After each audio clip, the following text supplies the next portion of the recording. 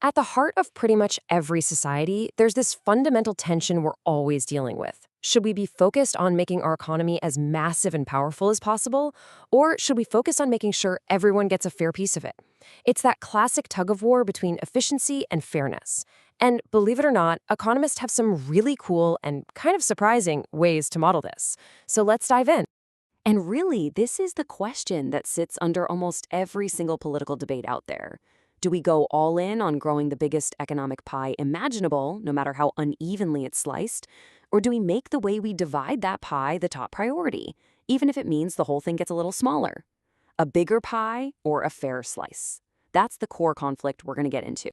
All right, let's get right to it. Before we can even begin to argue about what's fair, we first have to get on the same page about what's even possible. And that's exactly where economists start, by drawing a map. So the first tool they pull out of the toolbox is something called the utility possibility set. Now, this is a really clever idea.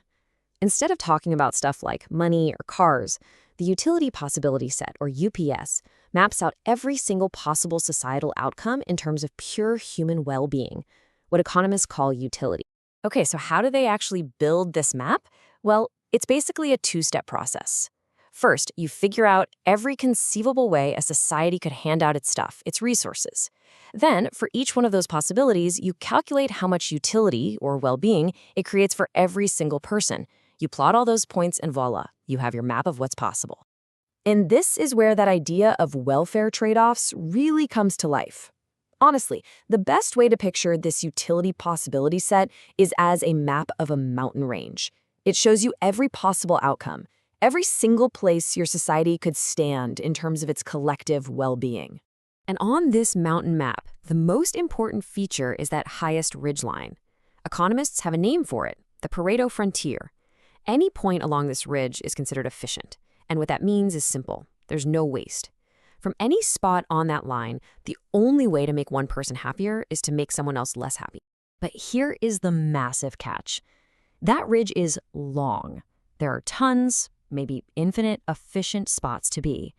You could have a situation where one person is standing on the highest peak and everyone else is just barely clinging to the side. And technically, that's still an efficient outcome. So efficiency gets us to the ridge, but it can't tell us where on the ridge we ought to stand. For that, we need to bring in fairness. So how do we pick a spot? Well, one way to think about it is what we could call the top-down approach. Just imagine there's a single social planner, somebody with a rule book, who simply chooses the best outcome for the whole society. That rule book is what economists call a social welfare function. And if our map is the mountain range, then the social welfare function, well, that's our compass. It takes all the individual well-being levels, runs them through a specific value system, and then points to the single best spot on that efficient ridge. And this is where values really come into play, because different compasses, well, they point in totally different directions. A utilitarian compass, for instance, just wants to maximize the total well-being of the group, add it all up. But a Rawlsian compass, it's completely different. It says a society should be judged by how well its worst-off member is doing. The hiker analogy here is just perfect. Are we trying to maximize the total miles hiked by everyone, or are we focused on making sure the slowest hiker gets as far as possible? Let's dig into that Rawlsian idea for a second, because it's pretty powerful. It has this strong sense of justice baked right in. A Rawlsian society would actually say no to a policy that created massive wealth for some people if it harmed the poorest person even a tiny bit. The core belief is that a society, just like a chain, is only as strong as its weakest link. Okay, but all of this kind of assumes there's some all-powerful planner making the choice for us, right?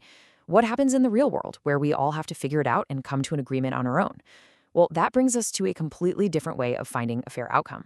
And this is the bottom-up approach. This is where things like game theory and bargaining take center stage. Instead of a planner choosing for us, individuals have to negotiate their way to a solution. So in game theory, any bargaining problem really comes down to two key things. First, you've got the set of all possible deals you could agree to. That's our utility possibility set again. And second, you have what's called the disagreement point. That's just a formal way of saying, what does each person get if you can't make a deal and you both just walk away from the table? And that disagreement point, oh man, it is everything. It is power. If you have a really good outside option, another job offer, another business partner, you have leverage. any deal you agree to has to be better than what you'd get by walking away, and that gives you a much stronger negotiating position from the get-go. So, how do you actually find that fair point of agreement? Well, economists have come up with a few different solutions. The most famous is probably the Nash solution, which finds a balance by maximizing the gains everyone gets from the deal. But there's another approach, the Kalai-Smordansky solution, that tries to make sure everyone gets the same proportion of their best-case scenario. They're just two different philosophical takes on what makes a deal fair. And this leads to a really huge insight. The outcome of a negotiation isn't just about the pie you're trying to split. It's about the rules of the game. Things like laws, social safety nets, contracts. All of these institutions define what happens if we fail to agree. And by doing that, they completely shape the balance of power before anyone even sits down at the table. Now, so far, we've mostly been talking about situations with, two people or maybe one central planner. But so many of the world's really tough problems involve whole groups of people trying to work together.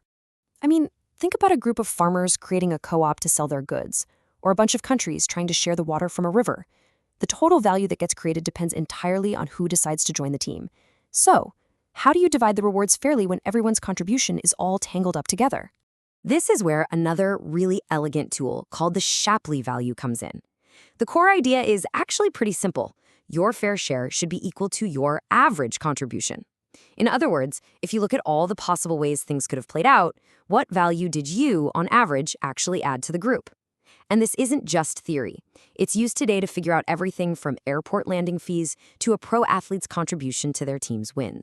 So how on earth does it work? Well, it runs this really cool thought experiment. It imagines every single possible order that people could have joined the group. In some scenarios, you join first, and you're absolutely essential.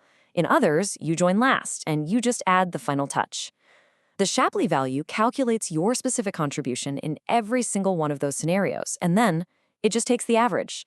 It's an incredibly clever way to figure out someone's true importance to a group.